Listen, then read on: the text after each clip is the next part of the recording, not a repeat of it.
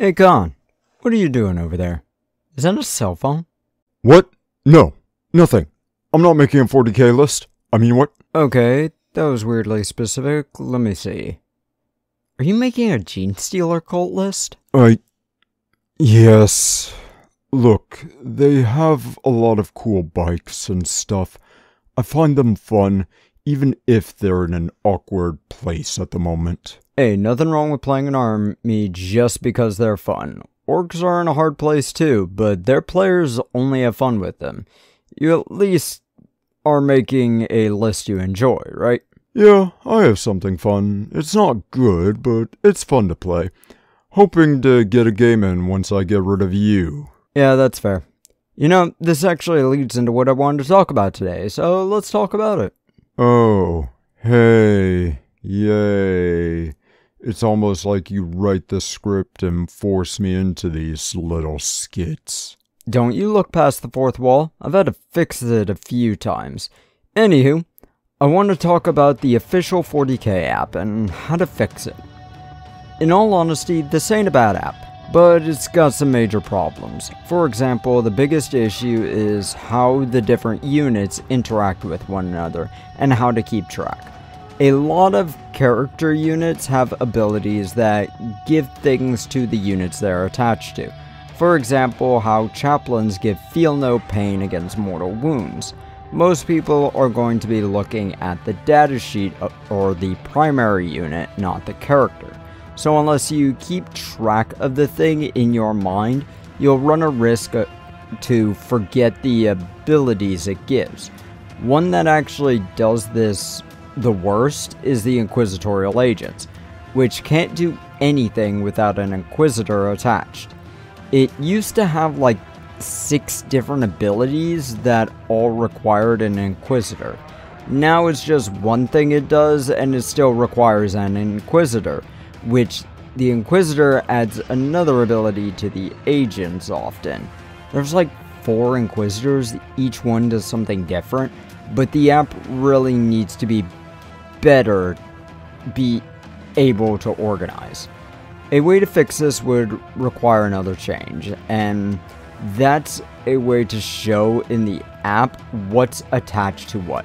For example, the Tech Marine has essentially 2 types of abilities.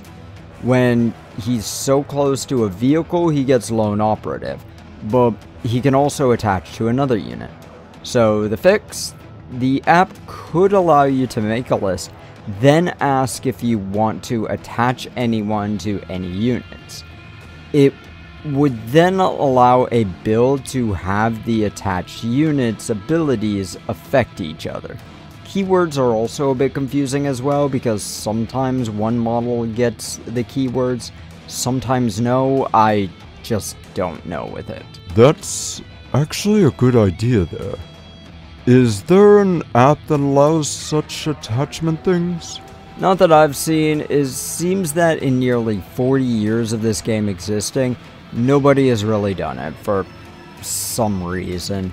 I don't know why. It's probably a lot harder than I understand. Given GW's still shit website, I can't imagine how bad it is to make the apps. Now, there's more than just this though.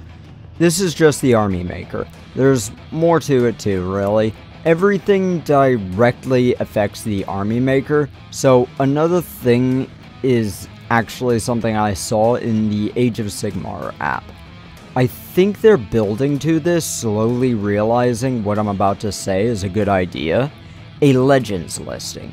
Given the app enables Crusade, not quite well, but they'll probably make a separate app entirely for Crusade games, but the Legends lists are very much wanted.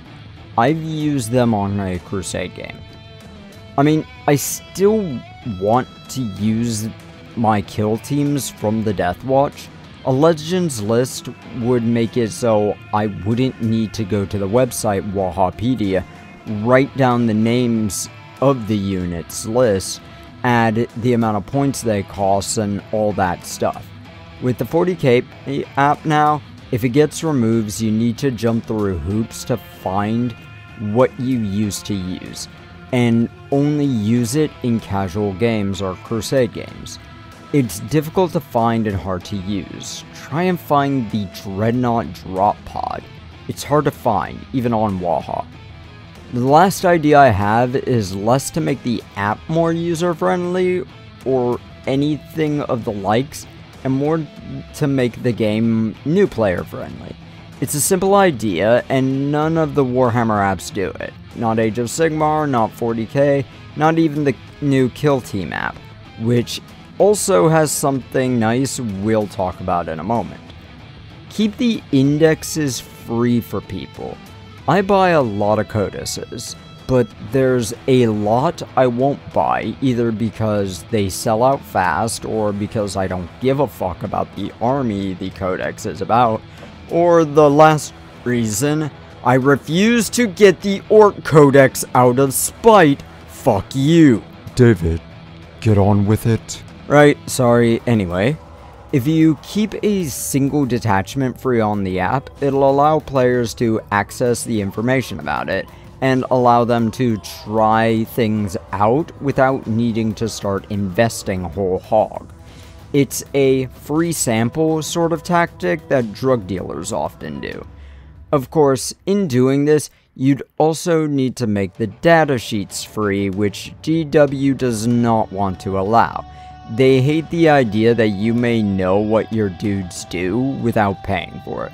But talking about the Kill Team boxes, they have something interesting. Each new box is supposed to come with a code or QR thing, which I only recently learned how to use. I'm almost 30 and only just figured it out. That'll give the Kill Team units information on the Kill Team app, which I thought was already free for download there, but I don't know. I've played one game of Kill Team. Now, Kill Team doesn't really have an army maker sort of thing. It just gives information about the various units. For the 40k app, they could implement similar. A code in each box, probably on the instructions, in order to unlock said unit's datasheet after the codex releases. Now, this has some problems, obviously. Let's look at the Necrons, which most of their models are from 9th edition game, while Thousand Suns and Death Guard are primarily 8th edition units, so they'd need their instructions updated in order to put a code on it, or add another sheet of paper to add the code. Of course, when I was making Necrons, I found a bit of an issue. I never got 3 different assembly instructions, or most of the transfer sheets. GW often forgets to do such things, and they often add extra or not enough bases in some boxes. I have some extra bases from said boxes that were missing papers. A verification method would probably need to be figured out, so this solution won't be added in, but in doing this, there's also a chance to make more money by forcing players to buy new models or buy the codex. I'd recommend both unlocking either the single units if you buy the model, or all units if you buy the codex. Weirdly enough, this idea would also allow them to make new models in the middle of an edition for armies that have already got their codices released, which could also allow a burst of sales on both the units and the codices, which I'm starting to wonder if they only print so many because Sisters of Battle codices are still hard to get here in the US. So, 3 steps to make the 40k app better. Let's go over them real quick. 1. Figure out how to make the units on the app interact with each other and make them easier to read. 2. Legends listings would be nice, but isn't a priority, and I think will be an 11th edition thing at the earliest. And 3. Free index after codex release and a datasheet accessibility system through models purchased or the codexes, likely both. These systems would make it a lot easier for existing players, new players, and those wanting to come back to the game too. None of this stuff would be addable in 10th edition, we're a year or 2 from the end most likely. I'm betting on 2 or more years, with how 2025 is supposed to focus on Chaos Armies. So, GW, I know you ain't listening. Actually, you might be.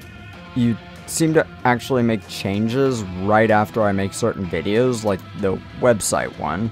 So, if you're listening, can I recommend working on these ideas? Maybe for 11th edition, perhaps 12th? Shit, what time is it, Con? Late. God, I know we're getting close to the hair thief. Let's go and shove off.